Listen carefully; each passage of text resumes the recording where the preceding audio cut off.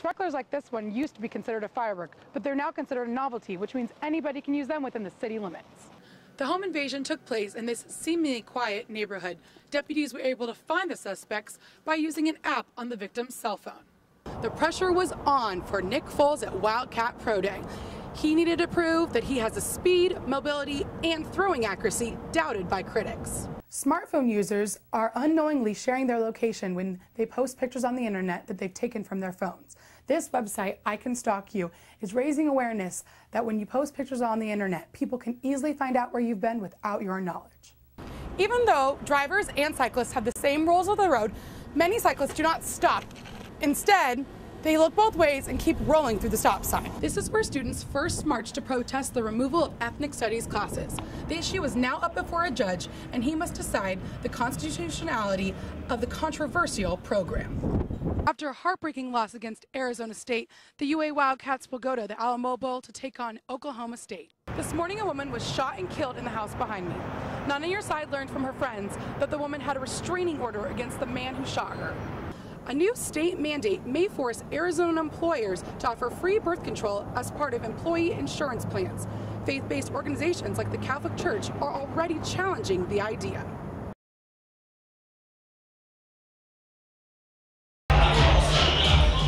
Women have been working to achieve gender equality in sports for decades. For the first time, 36 women will box in the Olympics. Boxer Kelly Flegel refuses to leave boxing for the boys. I know a lot of women, they see boxing as like a man's sport, and they don't want to get hurt, they don't want to go in the ring against someone else. So I guess it takes a lot of courage. Boxing instructor Molly Hessel trains women the same way she trains men. I expect more from my women than I do from the men. When it comes time, they're going to have to perform twice as well as the men if they want to get the respect and the notoriety that they're wanting. Flegel trains 5 days a week to compete in fight nights. And I thought it'd be kind of interesting to see what it would be like to actually spar with another person, because when we take classes, it's just one-on-one training and you're just punching a bag. Some women might be intimidated by the thought of boxing, but Flegel faced her fears during her very first fight. The first time I sparred in the ring against another girl, I was terrified. But, you know, it works out. You get hit, you have on headgear, it hurts a little bit, but you keep going and you try to do your best. Hessel doesn't let being a woman get in the way of how she fights. In training for fights and things like that, dealing with trainers, there's no time for emotion. They don't care if you're PMSing and you're getting punched in the face. So you really have to kind of put all that stuff aside. No crying on the mat. I don't wear makeup on the mat, things like that. So just trying to gain respect. Hessel is somewhat surprised women's boxing is just now being added to the Olympics. And she's not sure if the world is ready to watch them in the ring. One of the biggest things is that a lot of people just have a problem seeing women get punched in the face.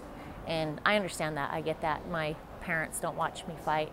And I understand nobody wants to see your daughter get punched in the face, but we're trained athletes and we're prepared for it. These women give a new definition to the saying, fight like a girl. For Arizona Cat's Eye, I'm Adriana Desiderio. This new bill would make it legal for cyclists to treat stop signs as yield signs. Sheila Foraker at Perimeter Bicycling says the bill would be a step backward in the progress they've made in making bicycles and cars equals. We've been wanting that because we want the motorists to respect us, and to have a law that permits us to blow through a stop sign or treat a stop sign as a stop and as a yield, that takes away from, I think, our legitimacy. Avid cyclist Mike McKisson publishes a blog about cycling. He says most cyclists will still be cautious if the bill passes. They're still going to pay attention to what they're doing. They're not just going to go blowing through stop signs, right? They're going to pay attention, make sure it's safe, because they want to preserve themselves and their safety. Even though drivers and cyclists have the same rules of the road, many cyclists do not stop.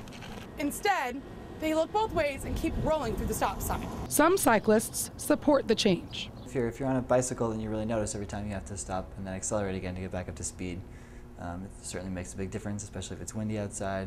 I think it would probably affect a lot of people's decisions to commute by bike. Arizona isn't the first state to propose this type of legislation. There are other states that have done it. Most notably is Idaho. Idaho Stop is what they call it. And they've done studies before and after, and they've proved that it really doesn't affect safety. I think this thing's going to be batted around in the various legislative discussions for quite some time. I can't see it being passed right away. Supporters believe the bill will make roads safer and easier on cyclists. For Arizona Cat's Eye, I'm Adriana Desiderio. Now, KGUN 9 on your side sports with Jake Knapp. Arizona softball lost its third straight game to ASU this afternoon in Tempe, 7-6. But the loss wasn't what was on everyone's mind afterwards. U of A head coach Mike Candrea was, who left today's game in an ambulance. Coach was taken to a local hospital due to tightness in his chest. Doctors believe it is stress-related. And the good news, an EKG test came up fine. No word on when he'll be released from the hospital. Candrea is just 56 years old. 923 days. That's how long Tiger Woods went without a PGA Tour victory. That's more than 2.5 years, a drought that finally came to an end today. Final round of the Arnold Palmer Invitational at Bay Hill. The past 7 years, they played tennis for a good cause at the Gooter Grand Slam, an event that benefits the research of sudden cardiac death. Former U of A head coach Mike Stoops was a longtime supporter of this event. Today, head coach Rich Rodriguez picked up a racket and took his place, playing the celebrity doubles match with French Open winner Murphy Jensen. Rich Rod isn't known for his tennis skills, but he held his own out there today.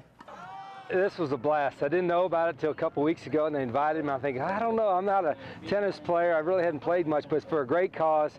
You have to come on a good day that I had a little bit of time, so I'm really glad I came over here, and I hope they invite me back, despite my tennis play. Anytime you can use the game of tennis to help other people, it's a good thing. And the greatest gift I got from the game of tennis wasn't winning the French Open or anything like that. It's the ability to give back. The Gooter Grand Slam raised about $260,000 so far this year. The proceeds going to the Sarver Heart Center.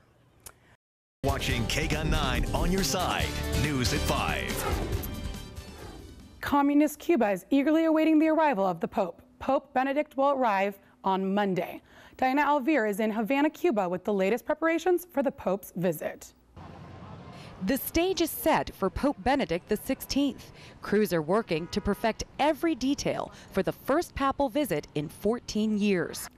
A good economic forecast for jobs. The Arizona Republic reports hiring is expected to increase. And here are the areas to watch: private education, healthcare, transportation, retail, hospitality, and construction.